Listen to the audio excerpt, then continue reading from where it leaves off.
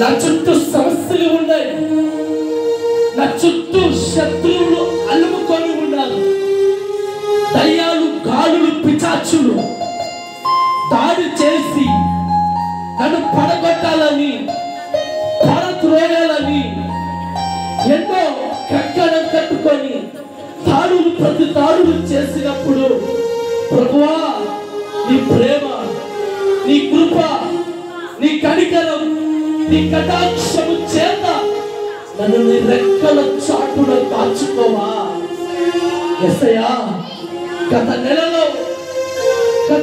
July నెలలో ఎంతో అనుభవించానయ్యా, ఎంతో శ్రమలు పొందానయ్యా, ఎంతో కష్టకాలంలో నలిగిపోయా, వ్యాధులలో కృంగిపోయా, మాటల చేత నా జీవితం అంతా పతనమైపోయి ఏదో నా జీవితంలో అలుముకున్నప్పుడు దివ్యమైనటువంటి నీ కృప చేత నన్ను రక్షించుకొని ఇదిగో ఈ ఆగస్టు నెలలో ప్రవేశపెట్టిన దేవా నీకు స్తోత్రం. దేవా నీ రెక్కల చాటున నన్ను దాచుకో.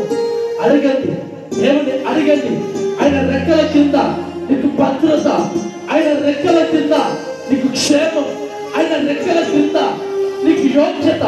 ఆయన రెక్కలు ఆశ్రయం వలె కాపాడుకుంటుంది. ఆయన రెక్కలు నిన్ను కట్టిక చీకటిలో పడనివ్వక వెలుగులో నడిపించబోతుంది. అందుకే యేసు కోడి తన పిల్లలను రెక్కల చాటులో దాచుకున్నట్టుగా నన్ను, నా కుటుంబాన్ని, నా పిల్లలను రెక్కల కింద చాటుకోవా, రెక్కల కింద దాచుకోవా. నా చుట్టూ వచ్చిన సమస్యల నుండి విడుదల కావాలి. కోరుకోండి, అడగండి. దేవుని సన్నిధిలో ఉన్నావు.